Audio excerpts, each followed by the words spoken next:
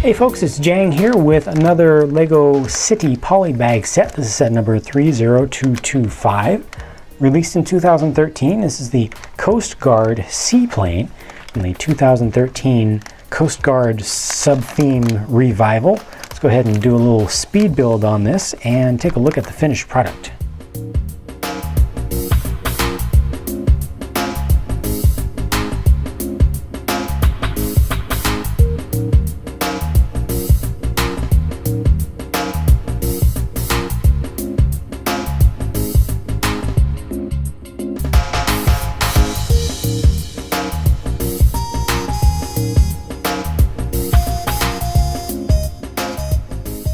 There that is. Let's go ahead and take a look at the minifigure here.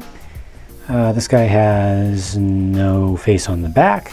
It's got a little bit of a bronze detail print on there. I'll go ahead and just take off the top if you're not familiar with the 2013 Coast Guard top. It's a pretty decent looking print. I do like the bronze, or not bronze, more like copper color that they use as an accent.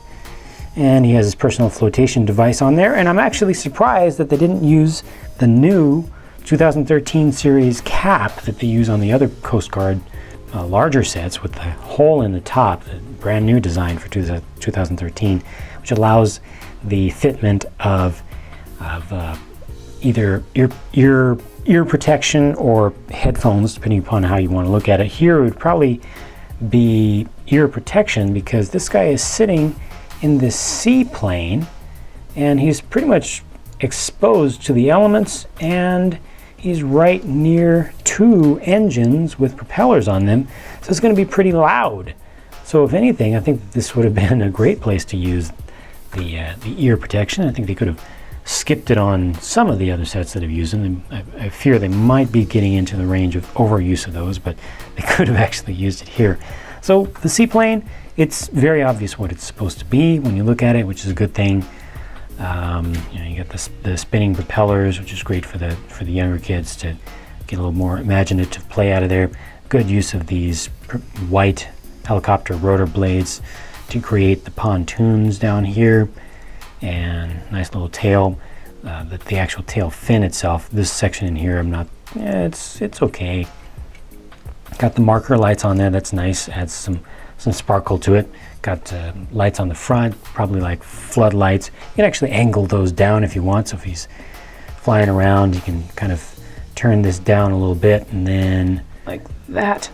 He's got binoculars. I think turn the hand around the other way. He's got binoculars, so I think that he would be using the binoculars to do a little bit of sighting, kind of find some folks out there that might be stranded in the water. You can find them and then kind of either land next to them and throw them a personal flotation device, not a personal flotation device, but a flotation device, a little life ring, lifesaver there to help them stay afloat. It's probably not going to pick up anybody from this boat. Now let me just grab another minifigure from another little polybag set. If you had another figure and you wanted to save them, where are they going to go? Where are you going to sit them? Maybe you can kind of try to piggyback there a little bit, but it's going to fall off a little bit easily. So if you really, for the realistic play, you have to kind of just put them up on the wing, which is funny. It works in Lego world, but a little bit missing in realism there. It's not that bad though. Not something that really worries me at all. The biggest thing that I don't like about this set actually is that it's not going to stand up well to a lot of rough play with the younger kids that this is going after.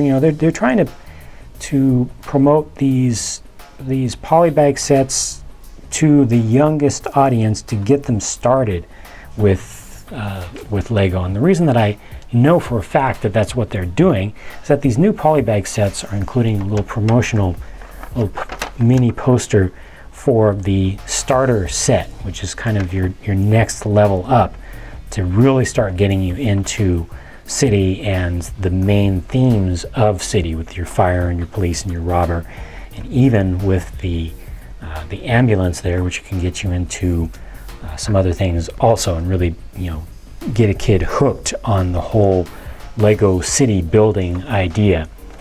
So these wings are a little bit long, and over time these will start to do that. They'll definitely loosen up, so not a whole lot of structure has been added up on top here. I think it would have been better with a 2x4 at least, or if they added a 2x4 in addition, that would have been ideal. Get some more strength there. I think these down here are okay. They'll come off eventually, but it's not too bad. You can see it's starting to loosen up there, but that's a little more sensible to me. But the whole thing, its size lends itself to being taken apart easily, and for younger kids that are still not used to having the patience for dealing with small parts, I think that is a little bit of a bad thing. On the flip side of that, it has the flimsiness to it a little bit because it's so large. For a polybag set with a good amount of detail in it, with a minifigure also, it is physically nice in size. You know, this is a pretty good size overall in real world terms. So that is a good thing, and you get a good value with that in terms of number of parts versus the total size of the end product. So for me, this is a little bit positive, a little bit negative. It's got some hits and some misses, some ups and downs. Some folks will agree, some folks will not, some folks will love it, some folks will hate it. That's what it's all about. Everybody has a right to their own opinion, and now you've heard mine. So now I can jet off to go do some more Lego building of my own for my Lego City, and who knows, might be able to find some other stuff to review over the coming weeks and months. Pretty sure I will find some more stuff, so I hope you'll stay tuned.